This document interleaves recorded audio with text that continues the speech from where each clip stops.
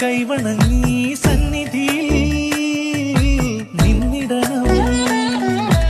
ഭരതനെ ലക്ഷ്മണനെ തൊഴുതു വന്നങ്ങകലെ പായം നൽകാവിലും പോന്നിടണം.